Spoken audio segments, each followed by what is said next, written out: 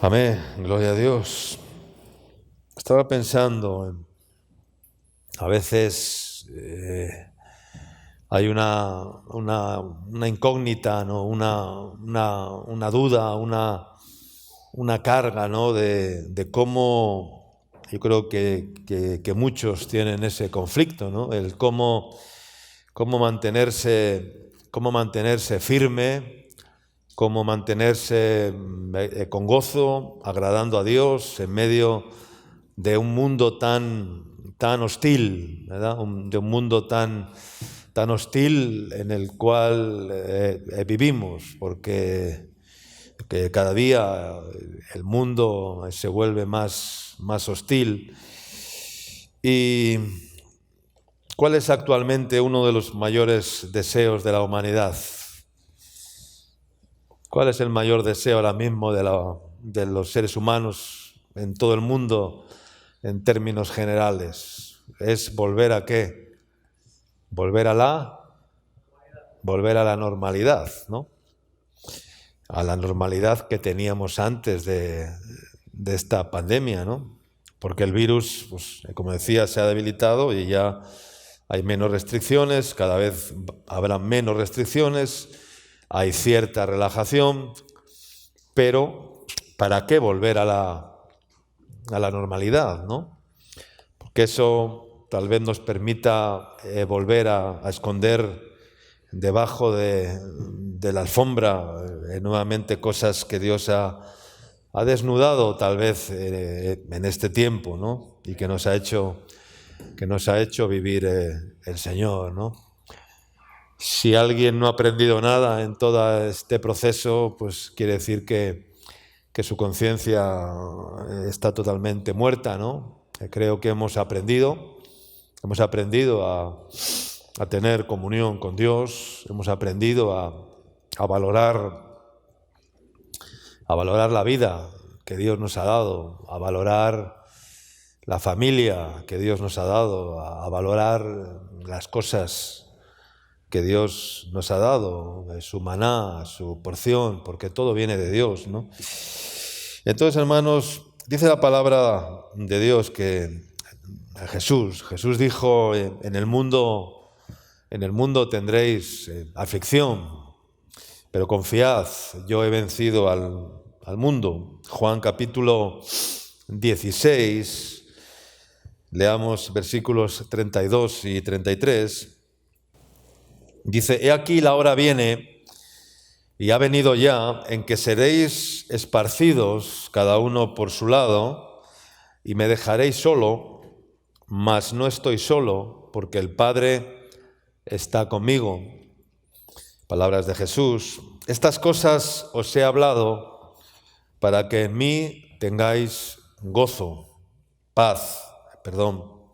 En el mundo tendréis aflicción, pero confiad, yo he vencido al mundo, dice el Señor. ¿Cuánto dicen amén? Jesús dijo: yo he vencido al mundo.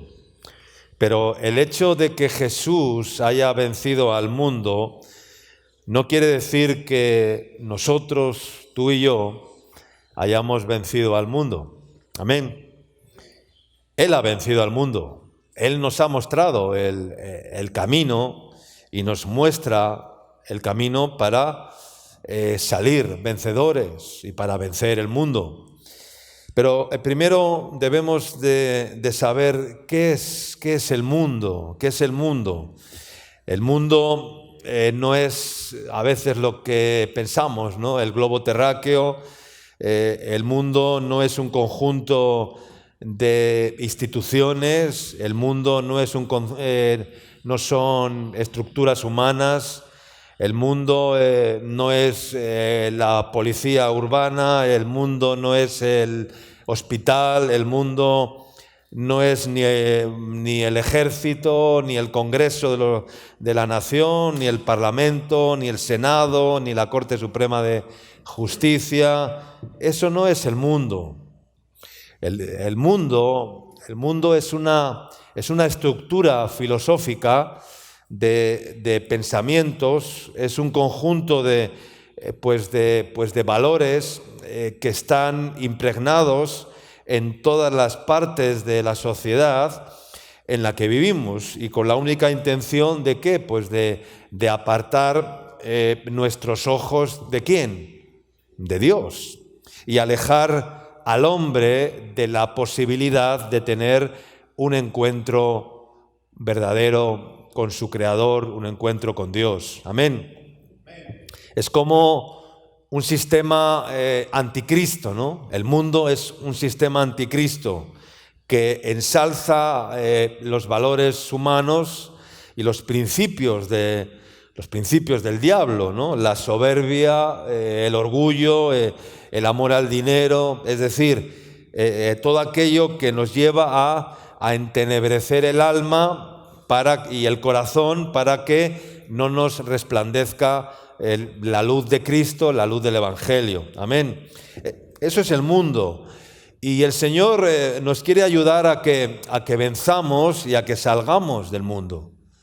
Ahora bien, cuando vemos la palabra de Dios y la razón humana por la cual mataron a Jesús, no fue porque creían que Él era el Cordero de Dios, que quita el pecado del mundo, no fue porque Jesús venía o se presentaba como el Mesías, como el Salvador. No, a Jesús lo mataron porque se levantó como alguien que era un antisistema, ¿no? No como un revolucionario como podía ser el Che Guevara o cualquier otro famoso revolucionario, ¿no? Que revolucionó el mundo en una época concreta, en una etapa concreta, en algunos países concretos, y creó una línea revolucionaria de política, social, ¿no? Que muchos siguieron, ¿no?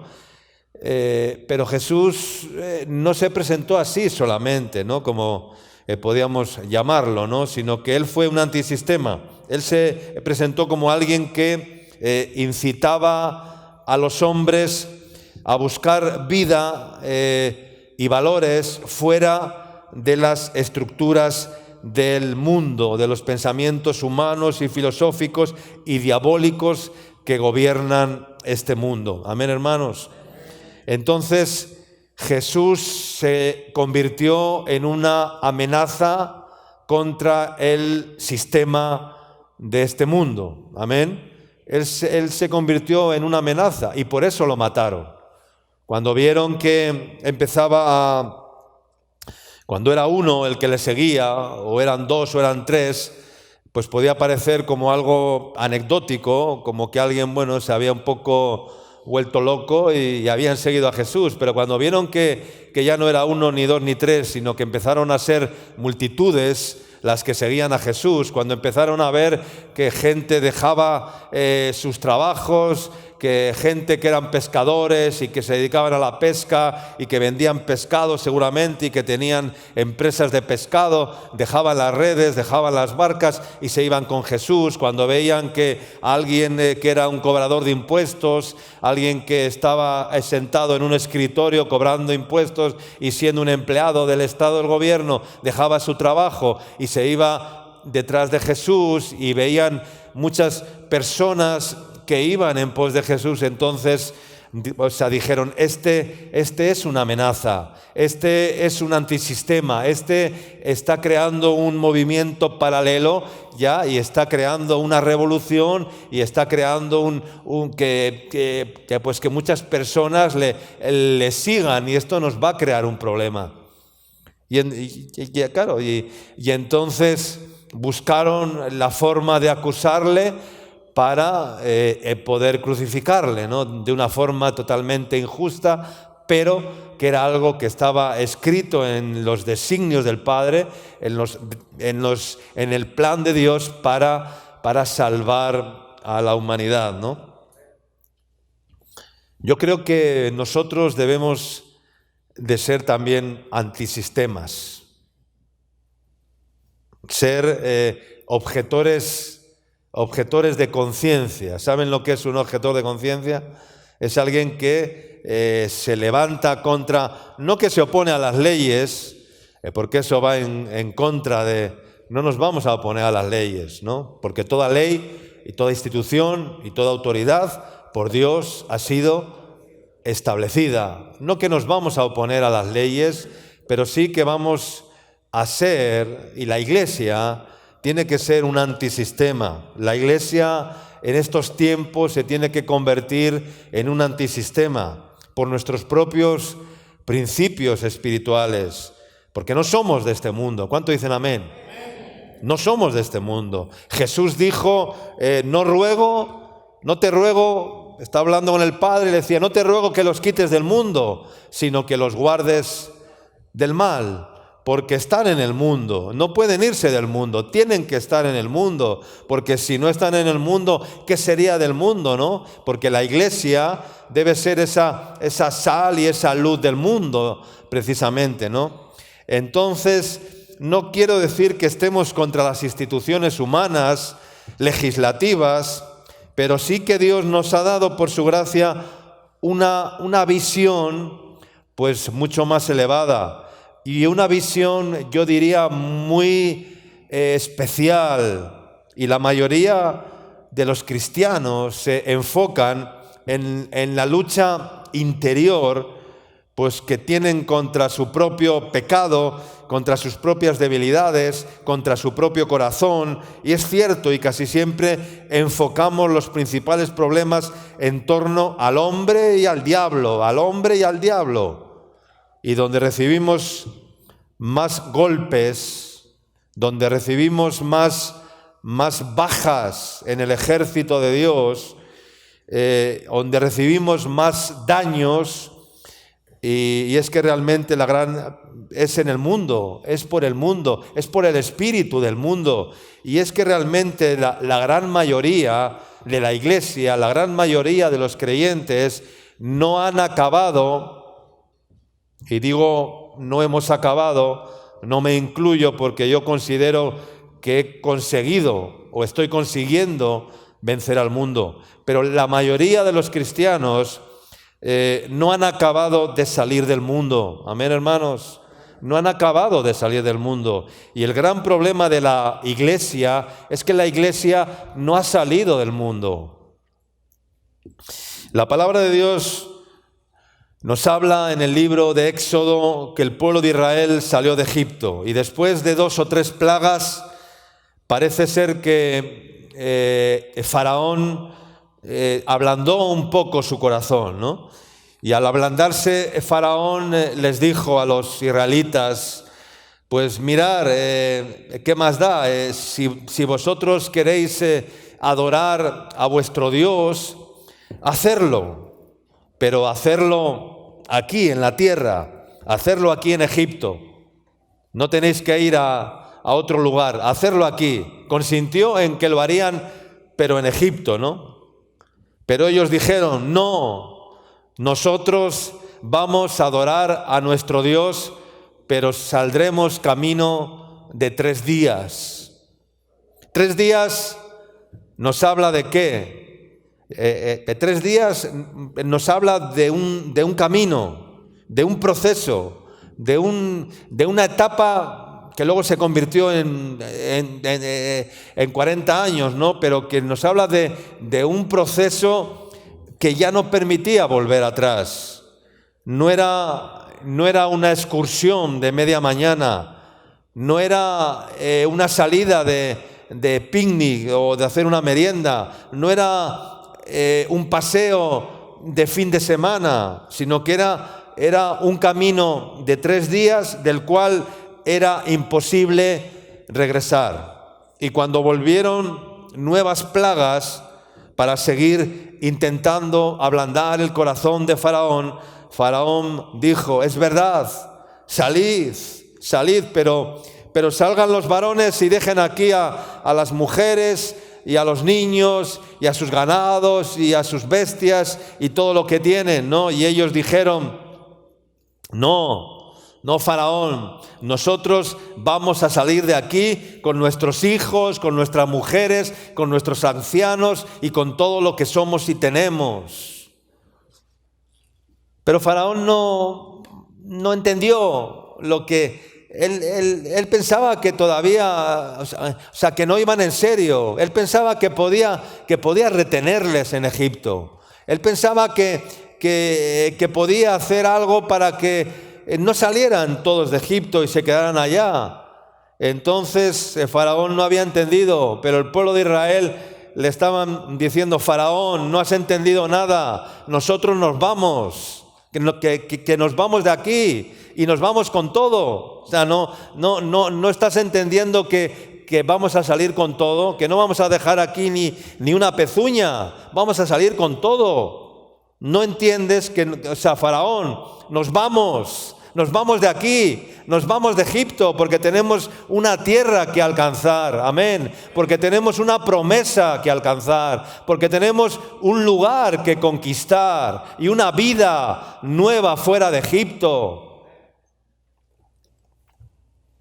Y por eso le decían a Faraón: deja ir a mi pueblo para que me sirva en el desierto. Y ese llamado de deja ir a mi pueblo sigue vigente hoy en la iglesia, hermanos. Y el llamado a la iglesia hoy en día es ese: deja ir a mi pueblo, Faraón, para que me sirva en el desierto, para que me hagan fiesta en el desierto, para que me adoren en el desierto. Pero tienen que salir de Egipto. La iglesia tiene que salir de Egipto. El creyente tiene que salir del mundo. Y yo creo que la mayoría de los que estamos acá aún no hemos salido del todo, hermanos. Y por eso tantas personas vemos cómo regresan al lugar en el que en el fondo ama su corazón, al lugar en el cual en el fondo está su corazón todavía. Y por eso vuelven, no han sacado el mundo de sus corazones todavía. Y hermanos, el problema y a su vez el asunto más importante que tenemos que enfrentar y resolver es vencer el mundo. Amén. Pero confiad, yo he vencido al mundo, y el Señor nos da las herramientas para vencer al mundo. Ahora bien, ¿quiénes son los que vencen al mundo? ¿Quiénes son los que vencen al mundo? Los que vencen al mundo no son simplemente un grupo de personas que han adoptado una filosofía religiosa y un cristianismo tranquilo, suave, light, con deseos sublimes de llegar al cielo y sin tener grandes conflictos o problemas personales, familiares o sociales en este mundo, ¿no? Y está bien. De hecho, durante mucho tiempo ha sido así. Pero hermanos, va a llegar el tiempo y vamos a llegar y estamos llegando a tiempos en los cuales todo se va a extremar y todo se va a radicalizar y todo se va a polarizar. Y como un día prediqué, el que es injusto será más injusto todavía. El que es perverso se hará más perverso todavía. El que es mentiroso mentirá mucho más todavía. Pero el que es santo será más santo todavía. Amén, hermanos. Y ahí es donde el Señor nos quiere llevar en este tiempo. Y vamos a tener que definirnos. Vamos a tener que definirnos. Y vamos a tener que perfilar nuestras vidas, porque hay muchos que están como desdibujados, que están desfigurados, que son como esas pinturas que llaman un rostro esos rostros que pintan al carbón, ¿verdad? Que no tienen contorno, no tienen perfil, esas pinturas que se llaman al carbón, que no tienen contornos, no tienen perfil, están como difuminados, como desdibujados. Pues así hay muchas personas así espiritualmente. Son una pintura al carbón, no tienen un contorno, no tienen unos límites bien definidos en sus vidas y en sus corazones. Y hay que delimitar nuevamente de qué lado estamos y sacar definitivamente el mundo de nuestros corazones. Amén, hermanos. Eso es vencer al mundo. ¿Y el mundo entero está bajo quién? El mundo externo está bajo el maligno. ¿Quién gobierna este mundo? Es el maligno. Y el enemigo, por lo que hace es oponerse a que los seres humanos encuentren la paz que Dios da, encuentren la libertad que Dios da, la seguridad que Dios da. Y el mundo se piensa que por hacer ciertas cosas va a estar más seguro y si a cambio de seguridad entregas tu libertad o pierdes tu libertad, al final no tendrás ni libertad ni seguridad. Y ese es el mundo, hermanos, el espíritu del mundo. Y tenemos que ver el espíritu del mundo. No tenemos que mirar al mundo como viendo, no, hay que ver lo que hay detrás del espíritu del mundo. La palabra de Dios dice, ¿quiénes son los que han vencido al mundo? Los que han nacido de Dios. Esos han vencido al mundo. Primera de Juan, capítulo 5, versículos 4 y 5 dice, porque todo lo que es nacido de Dios vence al mundo. Y esta es la victoria que ha vencido al mundo, nuestra fe. ¿Quién es el que vence al mundo? Sino el que cree que Jesús es el Hijo de Dios. Esto está muy bien. Estos versículos son muy sencillos. Están muy bien. Lo que pasa es que cada palabra tiene su piel y tiene sus entrañas, hermanos. Pero casi siempre nos quedamos en la piel de las cosas. Nuestras propias oraciones o palabras o acciones, incluso, pues muchas veces son una carcasa, son piel. Pero Dios no quiere que seamos piel. Dios quiere que vayamos hasta las entrañas, hermanos, hasta las entrañas. No quiere que nos quedemos en el contorno, en la piel, en el envoltorio, en lo superficial. Y muchas veces, como decía, nuestras palabras, nuestras oraciones incluso, y nuestras acciones son piel. El que sirve al ojo es piel. El que únicamente es aparente es piel. No ha profundizado ni ha llegado hasta las entrañas. Muchas veces, pues como decía, son como una carcasa o una estructura dialéctica, pero carentes de contenido. Porque si no hay espíritu detrás, si no hay un verdadero convencimiento y convicción, todo es como un traje que nos colocamos por encima de la piel. Porque todas las palabras son como piel si no les sacamos o les introducimos en el Espíritu de Dios.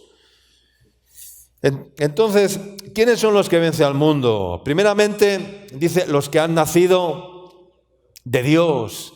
¿Quién es el que vence al mundo? Los que han nacido de Dios, porque todo lo que es nacido de Dios vence al mundo.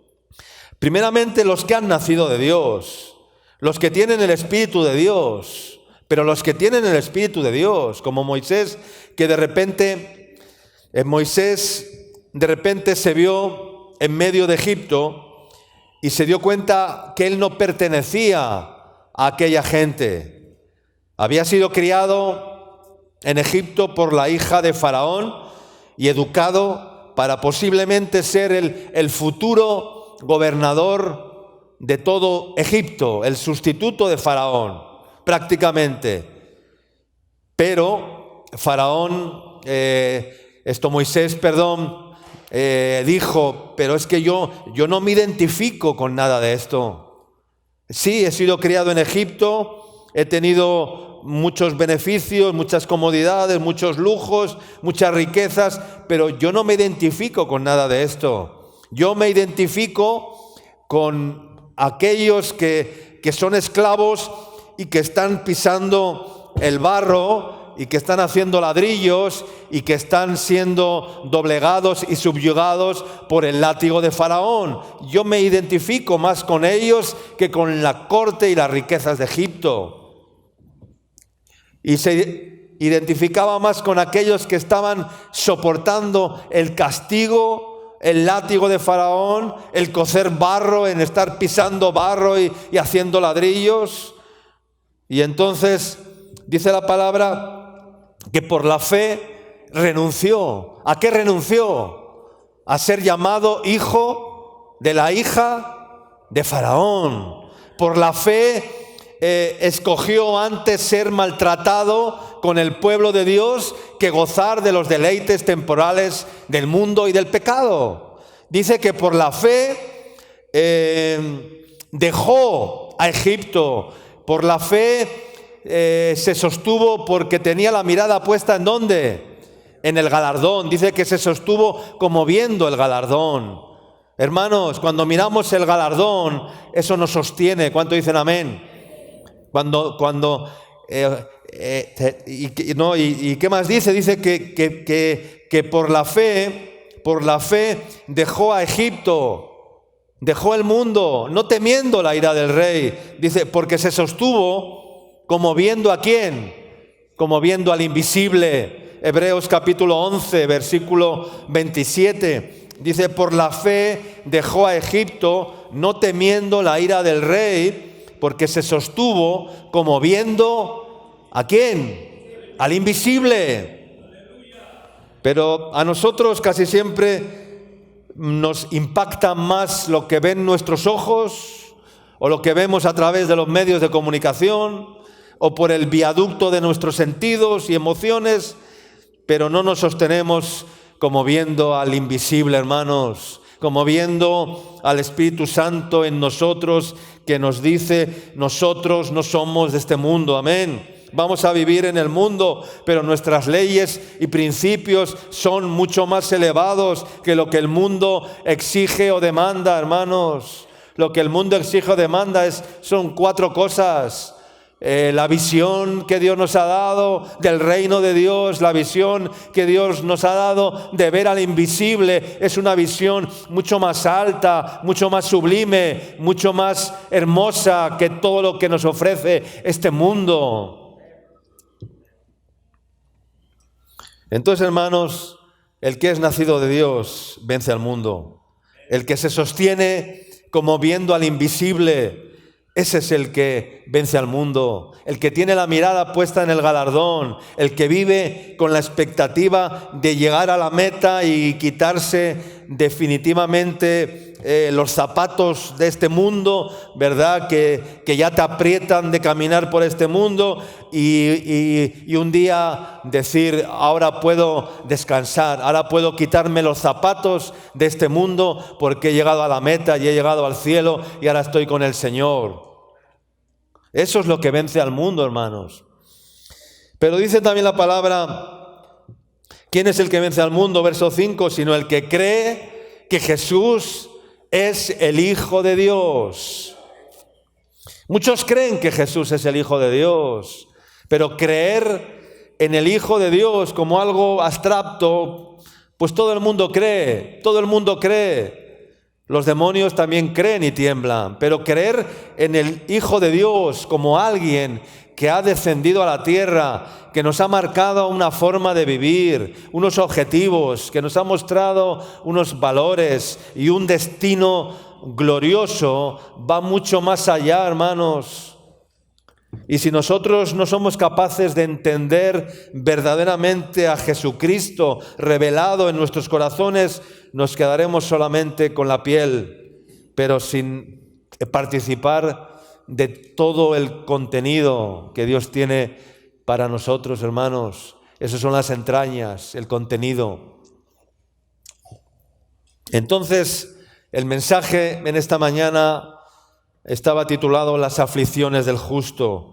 En el mundo tendréis aflicción, pero confiad, yo he vencido al mundo. Y tenemos que vencer al mundo, hermanos. Ese es nuestro desafío, ese es tu desafío, ese es mi desafío, vencer al mundo. Dice el libro de los Salmos, capítulo 34, verso 19. Dice que muchas son las aflicciones del justo, pero de todas ellas le librará el Señor. ¿Cuánto dicen amén? Dice que son muchas, pero no importa. ¿Por qué? porque de todas ellas lo librará, ¿quién? El Señor. ¿Cuántos lo creen? Pero aquí hay algo muy importante, hermanos. Aquí el foco de este versículo está ¿en qué? En ser justos. En ser justos. ¿A quién libra el Señor? A los que son justos, hermano. Este es el foco. El foco está en ser justos, en ser íntegros, en ser fieles al Señor. Justos son aquellos que no se han contaminado con la comida del rey de Babilonia, como Daniel y los 3 jóvenes que fueron escogidos entre los hijos de Israel, los cuales, como sabemos, fueron librados en el foso de los leones, en el horno de fuego, pero ¿por qué fueron librados? Porque eran justos e íntegros delante de Dios. Y por eso dice la palabra que el justo cae 7 veces y vuelve ¿a qué? Y vuelve a levantarse. ¿Por qué? Pues porque es un justo, y el justo, Dios no va a dejar caído al justo. Pero los impíos, dice, caerán en la desgracia. Los impíos caerán y no se levantarán. Hay muchos que caen y no se levantan, hermano, porque no son justos, porque son impíos, porque no son santos, porque no son íntegros delante de Dios. Y entonces caen en desgracia. Y el Señor no los levanta. El Señor no los levanta, porque el Señor levanta a los justos. Amén. Y con respecto a la aflicción, ¿qué es la aflicción? ¿Quién creó la aflicción? ¿El diablo? ¿Quién creó la aflicción? El Señor mismo creó la aflicción. Dios mismo, porque Dios mismo sabe que es necesaria la aflicción para que los seres humanos nos acerquemos a Dios en confianza y como única y segura respuesta a nuestras aflicciones. Amén, hermanos. Y por eso dice la palabra en Deuteronomio capítulo 8, versículos 2 y 3. Dice, y te acordarás de todo el camino por donde te ha traído Yahvé tu Dios estos 40 años en el desierto, para afligirte. ¿Qué más? Para probarte. ¿Y qué más?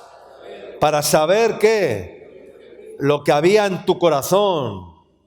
Y te afligió y te hizo tener hambre. Pero te afligió, te hizo tener hambre, pero ¿qué hizo después? Te sustentó con maná. Te sustentó con maná. El Señor te aflige, pero te sustenta. Te aflige, te prueba para saber lo que había en tu corazón, porque para eso es la aflicción, para probar nuestro corazón, para pesar nuestro corazón, a ver de qué estamos hechos, a ver si solamente somos envoltorio, somos piel o tenemos entrañas. Y Dios ha llegado hasta las entrañas de nuestra vida y nos ha transformado desde las entrañas. No solamente ha transformado la piel, el envoltorio, no solamente nos hemos puesto una etiqueta de cristianos evangélicos y ya está, ¿no? Porque el Señor dice, rasgad vuestros corazones y no rasguéis vuestras vestiduras, les dijo a los fariseos, ¿no? Entonces, hermanos, para saber lo que había en tu corazón, si habías de guardar o no sus mandamientos, y te afligió y te hizo tener hambre y te sustentó con maná, comida que no conocías tú ni tus padres la habían conocido, para hacerte saber que no solo de pan vivirá el hombre, mas de todo lo que sale de la boca de Yahvé vivirá el hombre. Entonces, hermanos, la aflicción es parte de la vida del hombre. ¿Cuánto dicen amén? Es algo con lo cual debemos y necesitamos aprender a convivir los seres humanos y los creyentes, los hijos de Dios mucho más, porque es parte del propósito de Dios. Y por eso dice la palabra que es necesario que a través de muchas tribulaciones entremos en el reino de Dios, entremos en el reino de los cielos. Por lo tanto, las aflicciones son la prueba de nuestra fe. Y dice la palabra, si es necesario, dice, tengáis que ser afligidos en diversas pruebas, para que sometida a prueba vuestra fe, mucho más preciosa que el oro, aunque perecedero, se prueba con fuego y sea hallada en alabanza, gloria y honra cuando sea manifestado Jesucristo el Señor. Amén. Entonces el hombre, hermanos, el hombre nace para la aflicción. Mira lo que dice el libro de Job, capítulo 5, versículos 6 y 7. Porque la aflicción no sale del polvo, no sale del polvo la aflicción, ni la molestia brota de la tierra como si fuera una planta o como si fuera una hierba. Dice, pero como las chispas se levantan para volar por el aire, así el hombre nace ¿para qué? El hombre nace para la aflicción. Entonces, hermanos, el hombre nace para la aflicción. La aflicción no sale del polvo, no es algo que brota de repente, que sale del polvo, que ni la molestia brota de la tierra, no. Dice que como las chispas se levantan como para volar por el aire, dice así el hombre nace y vive para la aflicción, porque es necesaria la aflicción.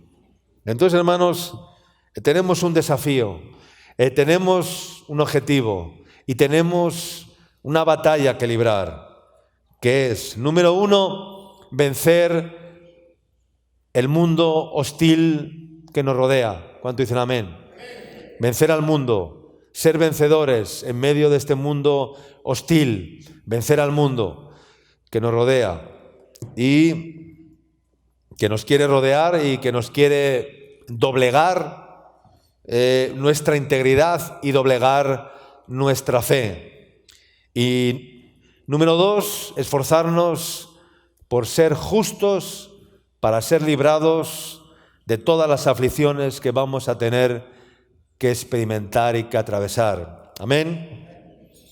Y para ello, pues debemos manejar ciertos principios de resistencia, ¿no?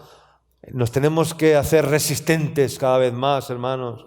Como cuando hay un sismo, por ejemplo, y las autoridades recomiendan un manual de supervivencia, un manual ¿no? Pues espiritualmente es algo parecido, ¿no? Vivimos tiempos en los cuales vamos a tener que enfrentarnos a un mundo cada vez más hostil y que Dios nos va a afligir para probarnos y para obtener el resultado final de nuestra fe, que es hacernos bien, como dice también en Deuteronomio, dice, afligiéndote y probándote para a la postre hacerte bien, dice el Señor. Amén. Para eso te afligí, para eso te probé, para a la postre hacerte bien, dice el Señor. Quiero leer un versículo en el libro de Daniel, en el capítulo 12, verso 13. Es el último versículo del libro de Daniel. Y mira lo que dice el último versículo del libro de Daniel. Daniel 12, 13 dice, y tú irás hasta el fin. ¿Cuánto dicen amén? Tú irás hasta el fin y reposarás y te levantarás para recibir tu heredad al fin de los días. ¿Cuánto dicen amén? Tú irás hasta el fin y reposarás y te levantarás para recibir la heredad, el premio, aleluya, la heredad al fin de los días. No está hablando de tu muerte, está hablando del final de los tiempos. Y si vamos al principio del libro de Daniel, porque este verso así solo, pues sí dice mucho, ¿no? pero hay que ver todo, hay que ver un poco todo el libro de Daniel, ¿no? La historia del libro de Daniel es apasionante, ¿no? Y si vamos al principio del libro de Daniel, vemos que Daniel fue alguien que soportó, fue un antisistema, se rebeló contra tres monarcas, cada cual más malvado. Hubo tres monarcas en el libro de Daniel. ¿Quiénes fueron? Nabucodonosor, Belsasar y Darío. Los tres, cada cual más malvado y perverso. Y Daniel tuvo que resistir firme en la fe para no doblegarse ante ninguno de ellos, ¿verdad? Porque la visión de estos tres reyes y su única visión y objetivo era destruir y acabar con la fe de Daniel. Contra lo primero que atentó el rey Nabucodonosor por medio del jefe de los eunucos fue, ¿contra qué? Fue que le cambió el qué. Les cambió el nombre a Daniel y a los tres jóvenes que fueron apartados juntamente con Daniel. Cambiar el nombre aparentemente no es una ofensa muy grande, ¿no?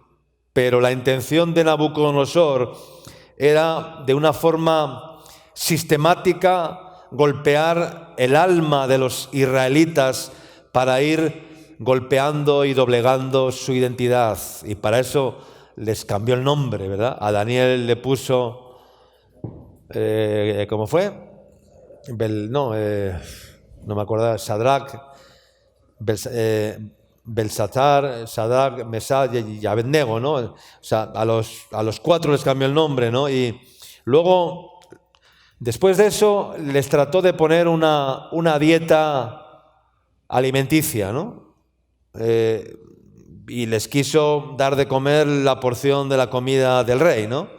Ellos se rebelaron y ellos dijeron no vamos a comer de la porción de la comida del rey, no nos vamos a contaminar con esta comida, nosotros vamos a comer legumbres y nos vamos a mantener. Entonces el rey les probó y les dijo, déjenles que coman legumbres y al cabo de una semana a ver qué pasa con ellos, ¿no? Y al cabo de una semana lo que vieron era que aquellos jóvenes pues eran mucho más sabios, entendidos en sueños, llenos de sabiduría y de ciencia que todos los sátrapas del reino de Babilonia del rey Nabucodonosor, ¿no? Eso fue el principio, ¿no?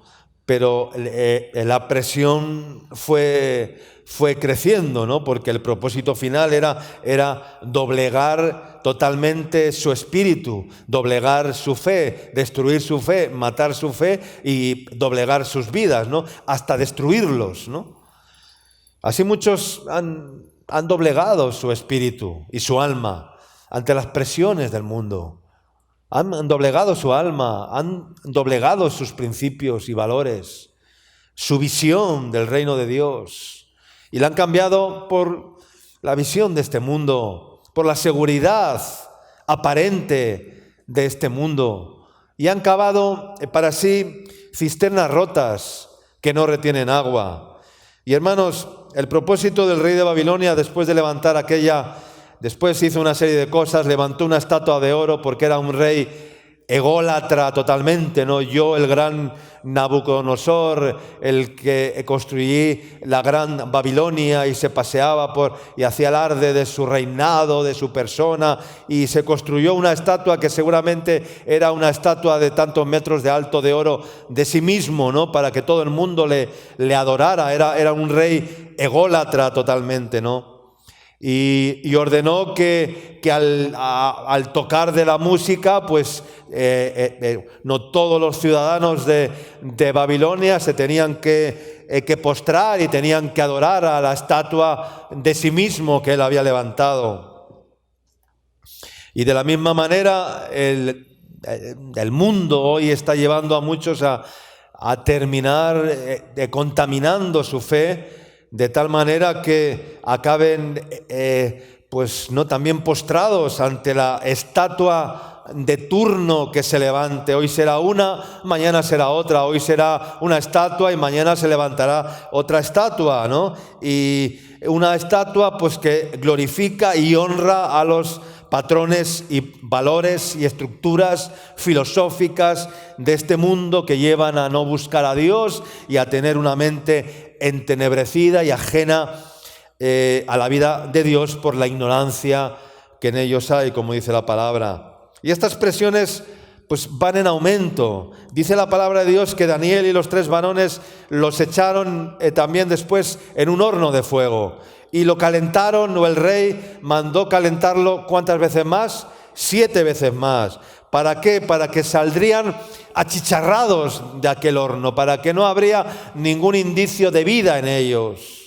Pero dice la palabra de Dios que salieron intactos, que ni aún un cabello de su cabeza olía a chamusquina, nada se quemó. ¿Por qué? Porque el Señor estaba con ellos y porque el Señor los libró. Porque el Señor sabe librar a los justos. Querida iglesia, es tiempo de reconocer sin ninguna sombra de duda que el cielo gobierna. Amén. Diga conmigo, el cielo gobierna. No gobiernan los presidentes de gobierno. No gobiernan las autoridades, no gobiernan los jueces, nadie, no. El cielo gobierna, hermanos, y tenemos que entender que el cielo gobierna definitivamente nuestras vidas y el cielo gobierna absolutamente. Amén, hermanos. Eso fue lo que Daniel le dijo al rey Nabucodonosor después de interpretar aquel sueño que tuvo. ¿Cuál fue el sueño? Vio un gran árbol cuya copa crecía y crecía y que se hacía fuerte y que su copa llegaba hasta el cielo, pero que después, ¿qué ocurría? Que aquel árbol era cortado y destruido y solo dejaban sus raíces en la tierra, ¿no? Daniel le interpretó el sueño al rey Nabucodonosor y le dijo que ese árbol, ¿quién era? Era él mismo. Digo, ese árbol eres tú. Y le dijo que perdería la razón y que sería echado de entre los hombres y que terminaría comiendo hierba del campo con las bestias del campo. Y esa sería su morada, hasta llegar a comer hierba como una bestia del campo. Pero lo que más me gusta de este texto es lo que le dice Daniel a este rey Nabucodonosor. Dice en el capítulo 4, versículos 26 y 27, dice: y en cuanto a la orden de dejar en la tierra la cepa de las raíces del mismo árbol, significa que tu reino te quedará firme, luego que reconozcas que el cielo gobierna. Amén. El día que reconozcas que el cielo gobierna, te será devuelta la razón, le dijo Daniel a Nabucodonosor. Ya no comerás hierba entre las bestias, te será devuelta la razón. ¿Pero cuándo? Cuando reconozcas que el cielo gobierna. Amén, hermanos. Es tiempo de reconocer que el cielo gobierna para que la razón vuelva a nuestras vidas. Hay muchas personas que han perdido la razón. ¿Por qué? Porque no contemplan el cielo, porque no miran al cielo, porque no creen que el cielo gobierna, porque no creen de todo corazón que Dios gobierna, creen que ellos pueden gobernar. Y entonces el Señor les entrega para que pierdan la razón. Y como pierden la razón, pues se entregan a toda clase de pasiones vergonzosas, de pecados vergonzosos, de cosas vergonzosas que llevan a los hombres más y más y más a la impiedad. Porque el mundo, hermanos, ha perdido la razón. El mundo ha perdido la razón porque no ha comprendido todavía quién gobierna desde los cielos. El cielo gobierna. Amén, hermanos. El cielo gobierna. Luego dice: por tanto, oh rey, acepta mi consejo. Tus pecados redime con justicia y tus iniquidades, haciendo misericordias para con los oprimidos, pues tal vez será eso una prolongación de tu tranquilidad. Aleluya. ¿Cuántos quieren vivir tranquilos? Pero para eso hay que reconocer que el cielo gobierna, hermanos.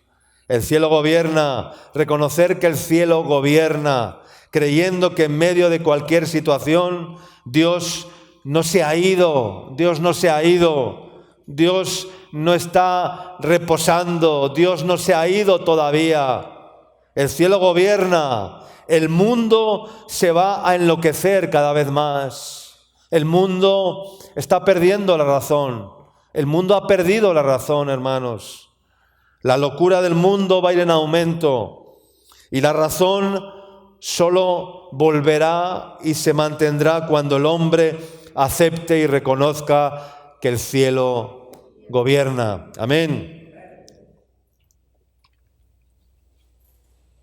Y al final del libro hemos leído quiénes son los que al final de sus días, los que perseveran, los que se levantarán para recibir la heredad al fin de los días. Amén. Y esto lo creemos. ¿Tú crees esto? Yo creo esto de todo corazón. Yo lo creo de todo corazón. Y por eso quiero buscar a Dios de todo corazón. Dice la palabra, y me buscaréis y me hallaréis. ¿Por qué? Porque me buscaréis ¿cómo? De todo vuestro corazón. Hay personas que dicen, yo busco a Dios, pastor, pero no le encuentro. ¿Por qué no le encuentras? Porque no le buscas de todo vuestro corazón. Porque la Biblia dice, me buscaréis y me hallaréis, porque me buscaréis de todo vuestro corazón. Amén. No con el alma, no con los pensamientos, no con ideas religiosas, no. Me buscaréis y me hallaréis porque me buscaréis con todo vuestro corazón. Pero no buscamos a Dios con todo nuestro corazón, hermano. Muy pocos son los que buscan a Dios con todo su corazón. Porque si buscarías a Dios con todo tu corazón, ay amigo, otro gallo cantaría. Otro gallo cantaría. No harías ciertas cosas, no practicarías ciertas cosas, no dirías ciertas cosas, no harías ciertas cosas. No, hermanos, buscar a Dios de todo vuestro corazón. ¿Y quiénes son los que buscan a Dios de todo su corazón? Los que le creen a Dios a ciegas, los que tienen una fe ciega en el Señor. Los que confían plenamente en el Señor. Aleluya. Hermanos, Dios ha puesto límites al reino de este mundo. Dios ha puesto límites al reino de este mundo. Y Satanás es como decirte, es como un virus. Y los virus no quieren matar el organismo. ¿Por qué no quieren matar el organismo? Porque es su hábitat, es donde se alojan. Un virus lo que hace es alojarse en un organismo. O sea, busca una célula donde se aloja y ahí vive, y ahí hace su hábitat, ¿verdad? Y si muere el organismo, el virus, ¿qué pasa? Que también se muere con el órgano, con el organismo, ¿no? Entonces, un virus no tiene vida en solitario, en soledad, individualmente, no tiene vida. Es como un zombi que invade para poder desarrollarse y para poder crecer. Así es el diablo. Así es el diablo. Es un virus. Y el diablo no quiere destruir el mundo. ¿Por qué? Porque es lo único que tiene. Él está alojado en el mundo. Y mientras esté ahí está súper bien, porque hace de las suyas, destruye, roba y tiene su hábitat en el cual moverse. Él no va a destruir el mundo, porque es lo único que tiene. Él es el príncipe de este mundo. Él es el dueño. El dueño es el Señor, pero Él es el príncipe de este mundo, el que gobierna este mundo. Y su propia naturaleza lo contamina y lo pervierte, pero Él quiere mantener este mundo. Pero Dios un día dirá, hasta aquí, el mundo se acabará. Y cuando se acabe el mundo, se acabará el diablo con el mundo. Amén, hermanos. Pero los santos permanecerán y los santos verán a Dios en Sion. Aleluya. Todo el libro de Daniel es una amenaza constante por parte del sistema contra la fe de Daniel y aquellos varones. El horno, el foso de los leones, leyes en contra de la divinidad para doblegar y terminar con la fe de ellos. Y así, hermanos, nos vamos a tener que enfrentar en estos tiempos cada vez más y más. Nuestra fe va a ser constantemente atacada. Pero después de que todas las amenazas y peligros sean pasados por el juicio de Dios, entonces Dios nos dirá, como le dijo a Daniel, y nos dice a nosotros también, y tú irás hasta el fin, y reposarás y te levantarás para recibir tu heredad al fin de los días. Amén, hermanos.